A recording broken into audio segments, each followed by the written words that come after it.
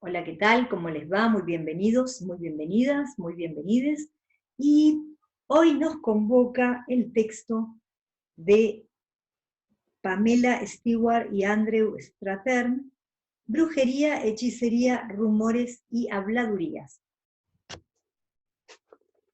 Y vamos a iniciar, bueno, como verán el atuendo tiene mucho que ver con esta cuestión, vamos a iniciar con una pregunta que atraviesa un poco el texto que les propusimos y es: la modernidad ha terminado con estas ideas de brujería, de hechicería, o hay un espíritu renovado en, por ejemplo, el mundo editorial a la hora de pensar estas cuestiones. Y les quiero mostrar algunas propuestas, por ejemplo esta que se llama Magas Ilustradas, un tarot para mujeres que hacen magia sin varita. No sé si ven ahí. Fera es la editora y lo que tenemos son las cartas de tarot. Yo recuerdo que el año pasado en antropología algunos de ustedes hicieron trabajo de campo sobre adivinación, sobre temas de tarot y magia. Así que este texto es más que pertinente para quienes han elegido continuar en el análisis de ese trabajo de campo. Bueno, este tiene estas características y está pensado para el día de hoy. Por ejemplo, Sol en Leo, yo soy. Pensá qué virtudes de la gente que te rodea podrías imitar, qué buena acción podrías hacer hoy. Quizás haya alguien que esté necesitando un buen gesto de tu parte. Compartí una sonrisa, un asiento, una charla, una caricia. Entregá lo mejor de vos al mundo y prepárate para recibirlo de regreso. Vamos a ir con otros dos textos que también son furor editorial, que lleva varias reediciones, tal vez lo conocen. Bruja moderna. Técnicas, rituales y herramientas para conectarte con la energía universal y despertar tus poderes, de Dalia Walker. Tiene el sello editorial es Monobloc, y tenemos, por ejemplo, rituales, limpieza y cuidados básicos, astrología, dioses, diosas y santas. Y por ejemplo, acá para mostrarles uno de los ejemplos está Gilda.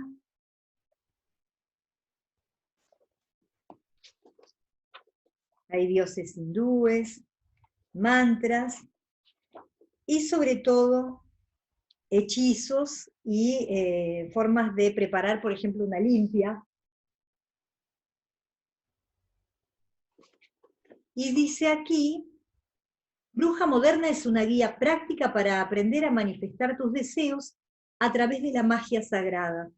Una introducción perfecta al mundo mágico, desde cristales hasta tarot, pasando por dioses, santas y, por supuesto, rituales. Trabajá con tu naturaleza divina y despertá tus superpoderes: intuición, creatividad, fuerza. De la misma autora, El tarot como llave, que este ya es un libro específico sobre tarot, y uno de mis ilustradores favoritos, quienes me han tenido como profesora, ya saben que a mí me gusta muchísimo, Benjamin Lacombe, que tiene este texto que es para niños y adultos, que se llama Brujas y Hechizos. Y lo más interesante es que, por ejemplo, encontramos a Lisa,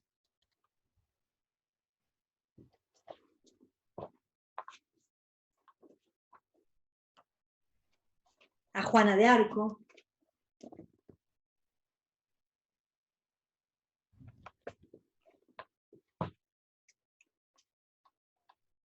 y para dar otro ejemplo, a ver,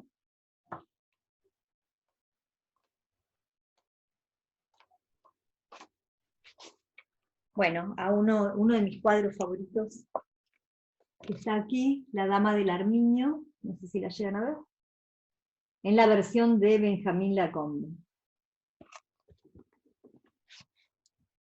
Y dice en la contratapa: si este libro ha llegado a tu poder por error, ciérralo inmediatamente y huye.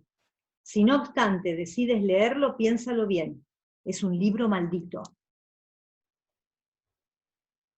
Bueno, muy bien. Entonces la pregunta es justamente si la modernidad ha hecho que deje de tener vigencia la cuestión de las brujerías y las hechicerías. Y un poco ese es el tema que nos propone este matrimonio.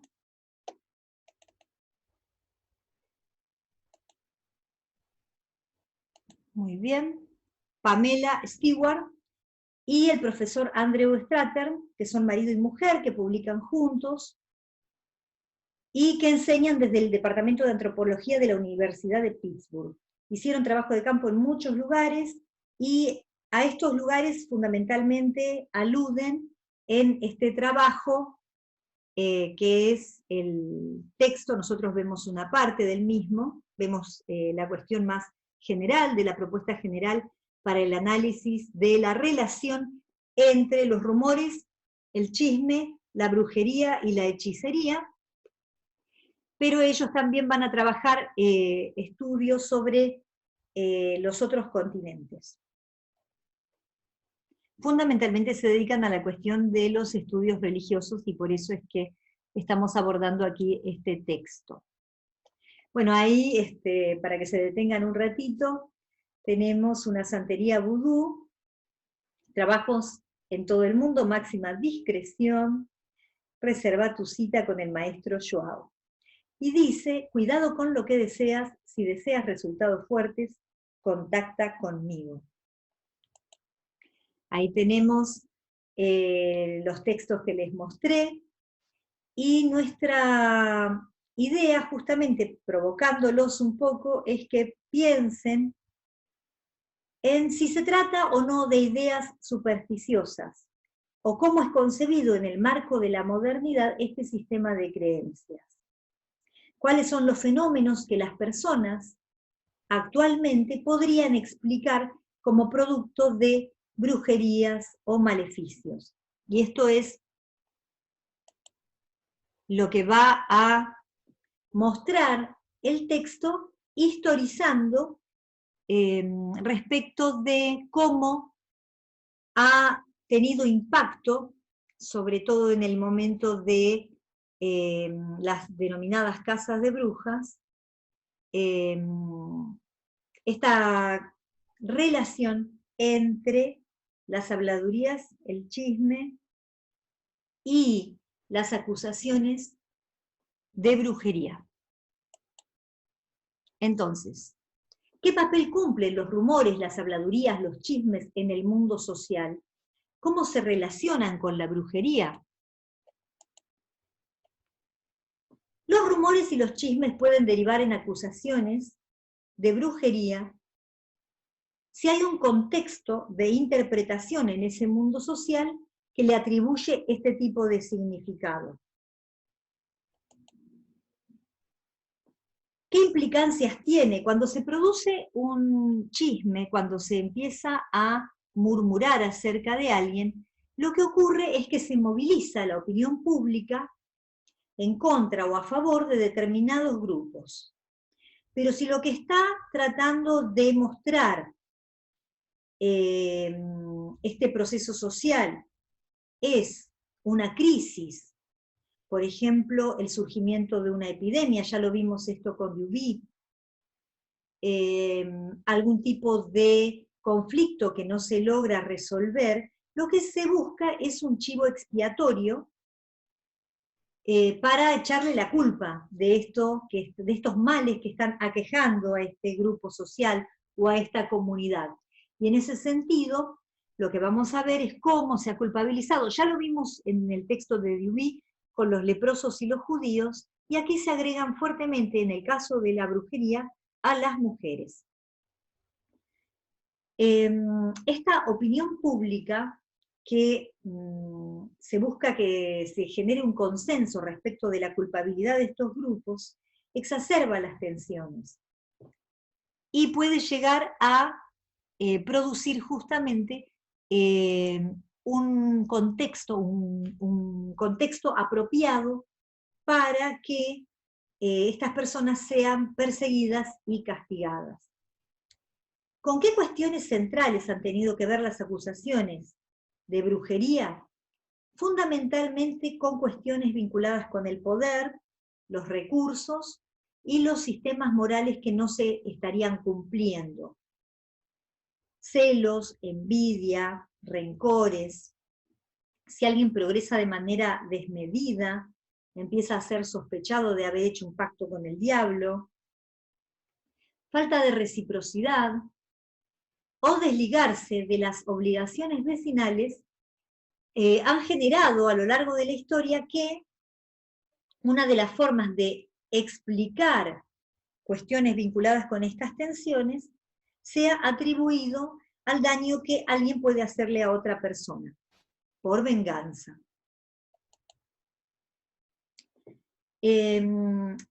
Hay algunas recomendaciones que, por supuesto, como siempre hacemos desde la cátedra.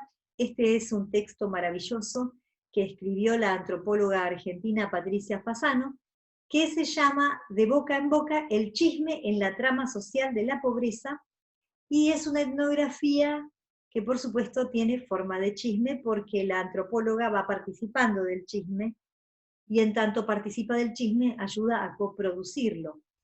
Es muy, muy interesante para aquellos que les interesa el tema, más que recomendado. Y a los que les gustan las películas, nosotros si bien organizamos un práctico fundamentalmente centrado en las brujas de Salem, esta tiene que ver con las habladurías y la cuestión de la reputación.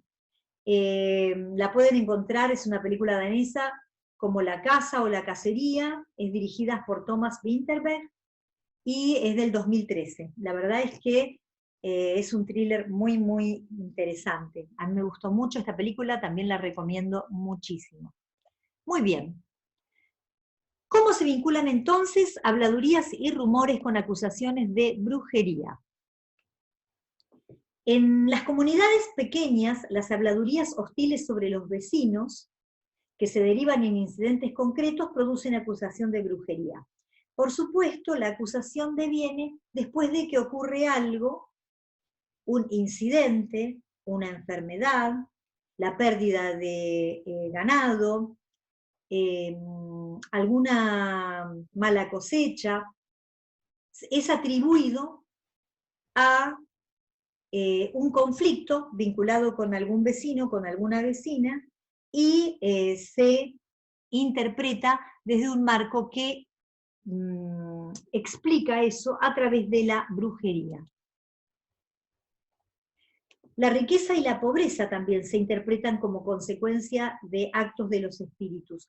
Y en ese sentido es muy interesante algunos ejemplos que vamos a ver específicos históricamente que ustedes tienen para leer en el texto. Antropológicamente, el año pasado nosotros vimos un poco el tema de la brujería y la hechicería, pero vamos a hacer un repaso a partir de los autores y de la propuesta que nos hacen los Straterna. Uno de los primeros antropólogos que trabaja desde el funcionalismo el tema de la brujería y la magia entre los Azande es Evans Pritchard. ¿Y por qué es tan importante? Porque él no atribuye un carácter supersticioso a estas explicaciones, sino que dice que forman parte de un sistema de significados que en ese mundo tiene mucha racionalidad. Otro de los antropólogos que han trabajado esta cuestión es Victor Turner, es inglés, y él trabaja en este texto, Dramas, Campos y Metáforas, la dimensión simbólica de la brujería y cómo la cuestión de la crisis, de la liminalidad y de la estructura y antiestructura van a estar íntimamente relacionadas con estas relaciones de poder, entre aquellos que definen qué es y qué no es brujería, y entre aquellos que supuestamente ejercen este tipo de poder. Es una relación entre poderosos y débiles que sobre el final del video vamos a retomar. Y tenemos aquí el texto de Michel Taussig sobre el diablo y el fetichismo de las mercancías en Sudamérica y el sentido que tiene en las minas de estaño. Bien, entonces, volvemos a Evans Pritchard. Este autor nos dice que entre los Azande, la brujería lo que hace es explicar desgracias y ordenar a la sociedad, en el sentido de que en esta comunidad, quien comete un acto de brujería contra otro, tiene que retirarlo o tiene que purgar públicamente su culpa, y eso hace que se retorne como una especie de orden moral y social. Pero lo más interesante es lo que les dije antes, que para este autor no es una superstición irracional, sino que permite explicar cuestiones que no tienen explicación desde el marco de referencia de los Azande.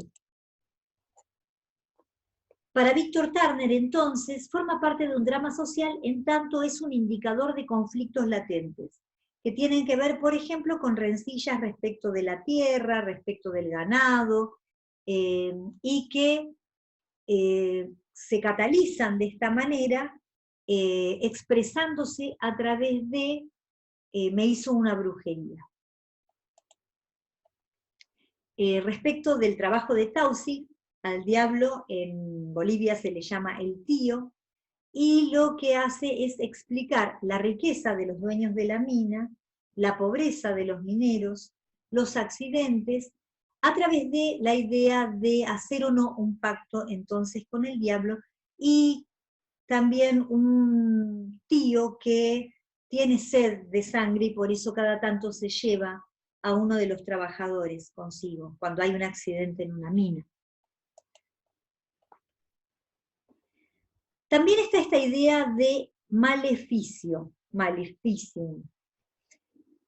Hacer una brujería es poder usar un poder que puede actuar a través de la magia y puede hacer daño como puede curar también. Y en ese sentido hay una dimensión ambivalente respecto de quien ejerce la brujería en estos marcos de significado donde se explican estas acciones a través de esta idea. Y las sospechas aparecen a posteriori de una crisis, cuando hay una muerte, cuando hay una enfermedad, cuando se sospecha de que alguien se está vengando de otra persona, porque hubo, por ejemplo, un conflicto en el don y contradón. ¿Se acuerdan que el año pasado vimos a Marcel Mauss y la idea de reciprocidad, dar, recibir y devolver? Si alguien rompe este esquema del don, puede aparecer esta cuestión de me está haciendo una brujería porque yo no le di. Puede haber una lucha por los recursos también. Entonces, estos autores lo que proponen es una forma de análisis procesual, que tendría más o menos este esquema. Hay una desgracia, hay sospechas y entonces se empieza a generar un rumor, una habladuría, pero para eso tiene que haber un marco ideológico local que le dé sentido a esta posibilidad de decir que esa desgracia tiene que ver con una brujería que realizó alguien respecto de otra persona. Puede haber entonces una acusación, se puede o no llegar a un acuerdo. Si esta acusación implica que no hay un acuerdo a nivel de la comunidad y una reparación en este conflicto, se va a juicio. Y este juicio, como ustedes vieron en el texto, puede estar canalizado, ya sea de manera eclesiástica o de manera secular. En ese juicio pueden pasar dos cosas. La persona puede ser declarada inocente, es decir, que hay absolución, o puede ser castigada, y ese castigo puede significar ejecución, destierro, y todas estas fases van a tener que ver justamente con esta relación entre las habladurías, los rumores, el chisme, la acusación y el juicio y el castigo por brujería. Como el autor los autores toman los casos americanos y europeos, a mí me gustó traer a colación un trabajo de campo que realizó Esther Hermite, que es la maestra y mentora de Rosana Guber, a quienes ustedes han leído, y que fue mi mentora también, entonces de alguna manera quiero destacarla y recordarla al hacer esta mención. Ella hizo su tesis doctoral en Chiapas en 1960-1961, en el marco del doctorado que hizo en la Escuela de Chicago, y dio lugar a este texto que se llama Poder Sobrenatural y Control Social. Es una etnografía muy interesante sobre estos indios de Chiapas, donde hay una lucha entre el poder sobrenatural que ejercen los viejitos, que no se condice con el poder terrenal, que en este caso ya no lo tienen los indios, sino que lo tienen los ladinos mestizos. Y hay una cuestión muy interesante respecto del tipo de persona y de cómo ellos la conciben y cómo ellos se dan cuenta de quién está ejerciendo la brujería, cómo lo está haciendo. Bueno, es otro texto también muy recomendado a quienes les guste leer sobre estas cuestiones. Y los casos europeos, bueno, muchos de ustedes también ya saben que me encanta la pintura, así que quise traer dos aquelarres de Goya, del año 1798, y justamente lo que me interesa destacar del aquelarre es cómo aparecen varias cuestiones. Una es esta idea de que hay mujeres, fundamentalmente mujeres, también algunos hombres, que realizan un pacto con el demonio y van a unas fiestas, a unas orgías, a unos sabbats, que son estos aquelarres justamente, donde lo que ocurriría entonces es que celebrarían estos pactos demoníacos para poder llevar adelante todos estos hechizos. Allí dice Marvin Harris, porque Marvin Harris es un antropólogo, materialista cultural, que al igual que otros autores que mencionan Stratern y Stewart, va a decir o explicar que gran parte de este imaginario que tenemos en torno al aquelarre tiene que ver con el uso que hacían algunos grupos de ciertos alucinógenos. Y que el tema de la escobita de la bruja justamente es porque eran ungüentos que se pasaban, como decía en el texto, en las axilas o en las partes íntimas, y justamente es lo que producía este tipo de alucinaciones que después fueron consideradas como reales en el marco de las acusaciones de brujería. También en el texto se destaca la cuestión de restos de paganismo que todavía podrían estar operando, en el sentido de que se parecen mucho a ciertos rituales que tienen que ver con la fertilidad, y justamente la Iglesia está tratando de eliminar estos restos de adoraciones a otro tipo de dioses paganos. Muy bien. Y aquí tenemos entonces el Malleus Maleficarum, realizado por dos alemanes, que es un manual para cazar brujas, editado en 1486. Y esta cacería, que se inicia más o menos en 1450, dura hasta 1750, tanto en Europa como en América.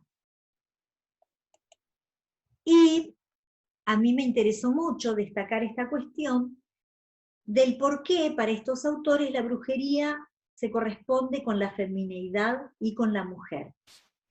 Hay una fuerte misoginia en los conceptos que ellos plantean y dicen que las brujas son en su mayoría mujeres porque son inferiores mentalmente, porque son débiles y en ese sentido son muy propensas a cometer actos sexuales desenfrenados, a caer en la lujuria, recuerden que es uno de los 7 pecados capitales, que son mentirosas por naturaleza, que son vengativas y rencorosas, y por todas estas características serían susceptibles a las influencias satánicas y por lo tanto a caer en las redes entonces del demonio.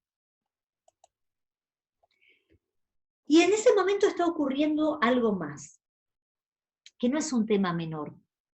Ya habíamos visto la importancia que tuvo la peste y las epidemias en el año 1300, y a esto se agrega, después del, sí, sobre todo a fines en el siglo XV fundamentalmente, y continúa, la sífilis. Y se asocian las prácticas sexuales a estas calamidades, y entonces son las prostitutas y las libertinas las principales acusadas de brujería, junto con las comadronas, las cuidadoras y las curanderas. Es decir, mujeres que ocupan espacios que no son ocupados por los hombres y que participan de saberes que ellos no tienen.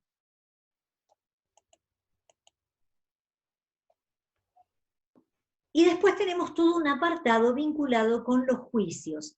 Y lo que resulta muy interesante y novedoso, por lo menos a mí cuando lo leí por primera vez me resultó así, es que siempre me imaginé que los juicios eran llevados adelante fundamentalmente por tribunales eclesiásticos.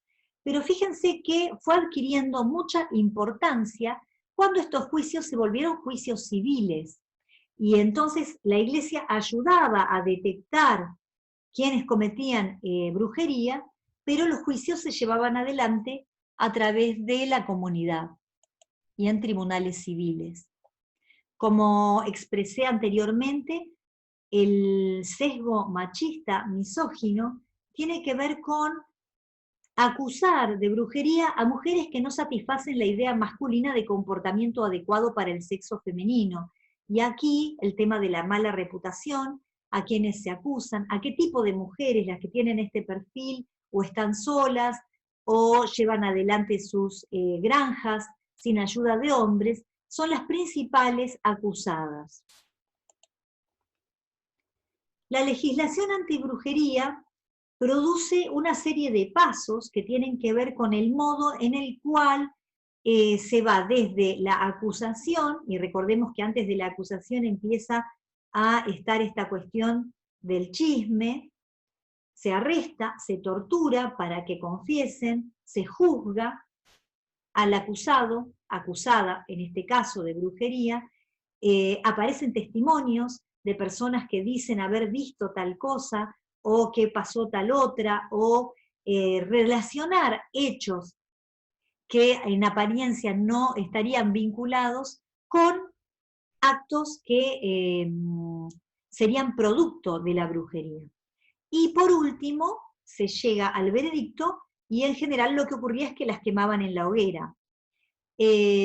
Los autores dicen que es una forma de violencia legitimada, ejercida por las autoridades.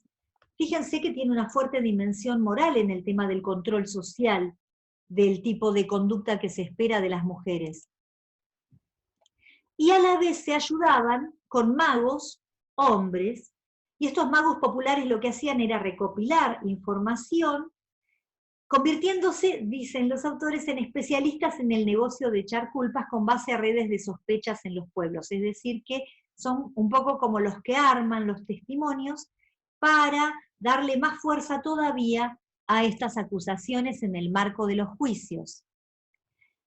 Y a mí me gustó mucho esta idea que plantean los Stratern, porque de lo que está dando cuenta, y acá sí nos estamos metiendo de lleno con la dimensión de la modernidad, que es la cuestión central de la materia, este proceso de acusaciones da cuenta de un cambio social estructural que está ocurriendo en este momento. Fíjense que estamos ya casi en 1750, dijimos 1450, 1750. Se están abandonando prácticas comunales de ayuda mutua entre vecinos. Y estas acusaciones vienen como anillo al dedo para no hacerse cargo de esta reciprocidad, a la vez que se va profundizando la individualidad. Por eso la brujería explica desgracias individuales. ¿Cuál es la conclusión a la que arribamos después de estas dos lecturas? Las acusaciones a personas débiles y marginales, a los que sin embargo se les teme porque se les atribuye poderes. Los poderosos los castigan por conspirar para destruir el orden social, pero al hacerlo muestran esta inversión conceptual. Es decir, que los poderosos son vulnerables y los débiles poderosos, potencialmente. Y en ese sentido me parece interesante porque lo que muestra es la relación estructural de poder y cómo, aun quienes están ejerciendo el poder en el sentido de poder llevar a juicio a estas personas, a estos marginales que son acusados y castigados en un intento por sostener el orden social, justamente muestran en este mismo acto que son vulnerables y que hay una debilidad plausible de ser invertida. Y también, otra conclusión a la que arriban es el poder subterráneo, en la misma línea, ¿no? Informal, subversivo del chisme. Cómo produce sociedad el chisme, pero no a través de los canales formales, sino a través justamente de los márgenes, de los canales informales. Y cómo el chisme puede integrar, excluyendo a otros, es decir, nosotros somos así, por eso podemos acusar a otros a través del chisme, puede destruir la reputación de otros, o puede ensalzar la propia reputación en el mismo acto de chusmear. Bueno, muy bien, esperando que les haya gustado, que pronto nos podamos ver y que se encuentren muy bien con sus familias. Les mando un beso grande, la verdad es que los extraño mucho y nos vemos en el próximo videito sobre Jack el Destripador.